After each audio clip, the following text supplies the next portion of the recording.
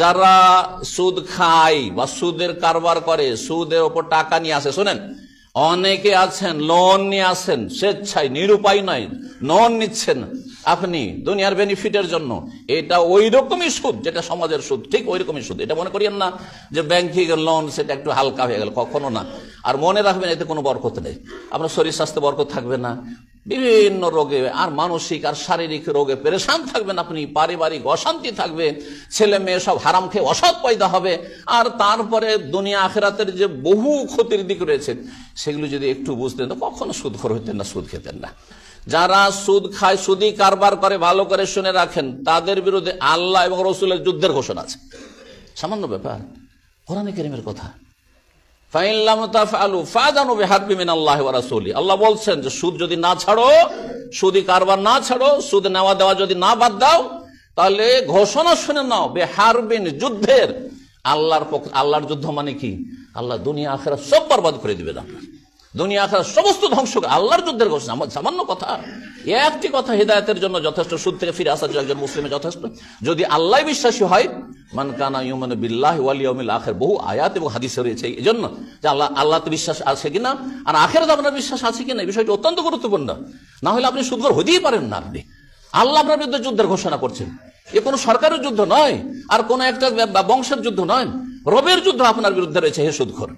তারপর রাসূলুল্লাহ সাল্লাল্লাহু আলাইহি ওয়াসাল্লামের যুদ্ধের ঘোষণা বলতে, রাসূলুল্লাহ যদি দুনিয়াতে বেঁচে থাকতেন আমাদের মতো, তাহলে সুদখোরদের বিরুদ্ধে জিহাদ করতেন। ভালো করে শুনে, সুদখোরদের বিরুদ্ধে, মুসলিম যারা সুদখোর তাদের বিরুদ্ধে জিহাদ করতেন। এটি হচ্ছে এই আয়াতের তাফসীর। এই জন্য আল্লাহ রাব্বুল যেন তওবা করে ফিরে আসার তৌফিক দান করেন। 4 নম্বর যে রোগটি বলবো মুসলিম সমাজে, সেটা হচ্ছে মানুষ মরে যাওয়ার আগে অথবা মরে যাওয়ার পরে যারা ওয়ারিসের উত্তরাধিকারী রয়েছে তাদের কিছু মানুষকে বঞ্চিত করা, কিছুকে উদ্ধার করে দেওয়া, আর কিছুর হক মারা, আর বিশেষ করে মেয়েদের হক মারা আর বোনদের হক মারা। আমি তো মনে করি এই ক্ষেত্রে শতকরা 1 জন আহলে হাদিস হয়তো পাশ করবে আল্লাহর কাছে, 99 জন ফেল। অনেকে হয়তো বলবেন হ্যাঁ যে না আমি তো মাঠের জমি দেন, আপনি আপনার ডিহি মাটি, ভিঠা মাটি আপনার ছেলেদের জন্য বরাদ্দ, আপনার রোড সাইডে যেগুলো দোকান বাজার হবে, যেগুলো দামি দামি জায়গা, সেগুলি আপনার ছেলেদের জন্য আপনি একবার সুরক্ষিত করে রেখেছেন। আর যদি মেয়েকে দেনও, খুব ভালো মানুষ, ও মাঠের জমিগুলো দিয়েছেন, অথবা মাঠে বড় বড় দাগ যেগুলো রয়েছে সেই জমিগুলো দেবেন না আপনি, ওই যেগুলো এইদিকে সেদিকে ছড়িয়ে ছিটিয়ে আছে আর সেগুলো মরা জমি, সেগুলো দেবেন আপনি, 9-6 করে দেবেন আপনি। বহু রোগ এই ক্ষেত্রে রয়েছে। আমি এই বিশ্বাস করি আহলে হাদিস সমাজের অধিকাংশ মানুষ জাহান্নামে যাবে বান্দার হক নষ্ট করার ক্ষেত্রে, আর বিশেষ করে মেয়েদের হক মারার ক্ষেত্রে। ভালো করে শুনে রাখেন। জি, আল্লাহ রাব্বুল আলামিন ইন্নাল্লাহা কাদ আতা কুল্লা জি হাক্কিন হাক্কাহু, নবী সাল্লাল্লাহু আলাইহি ওয়াসাল্লাম বলছেন আল্লাহ সবার পাওনা ঠিকভাবে দিয়ে দিয়েছেন। এবং এই মিরাজ, ধন সম্পদের বন্টন কোন আলেমের উপর আল্লাহ ছেড়ে দেননি, এমনকি রসুলের উপর ছেড়ে দেন সাল্লাল্লাহু আলাইহি ওয়াসাল্লাম, স্বয়ং আল্লাহ তাকসিম করে দিয়েছেন, ভাগ করে দিয়েছেন। সূরা নিসা পড়ে দেখুন, পুরো একটা রুকুতে আল্লাহ রাব্বুল আলামিন, কয়েকটি আয়াত আল্লাহ রাব্বুল আলামিন ইউসিকুমুল, আল্লাহর ওসিয়ত, আল্লাহর নির্দেশ, আল্লাহর হুকুম, লিযাকারি মিসলু হাযযিন উনসা, ছেলেকে 2 ভাগ দাও আর মেয়েকে 1 ভাগ দাও।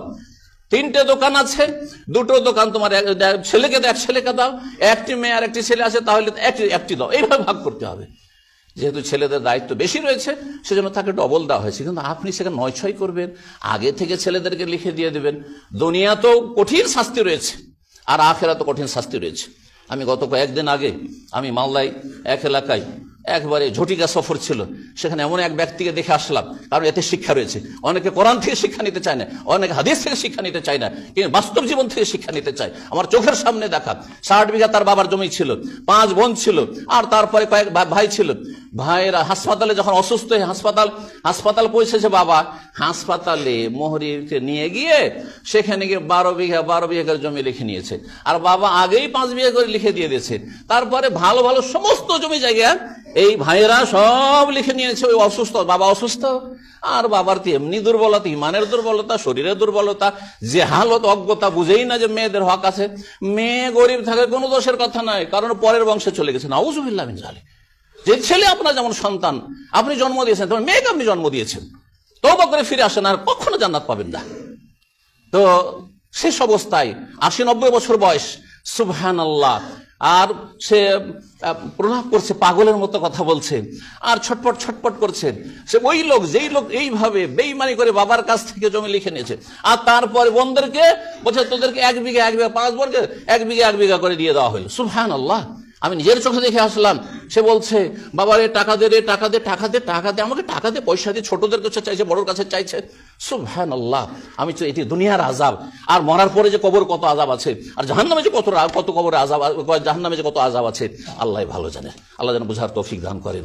যদি এখনো সোজা না হন তাহলে ওই রকম পরিণামের অপেক্ষায় থাকেন। আল্লাহ যেন সংশোধনের তৌফিক দান করেন।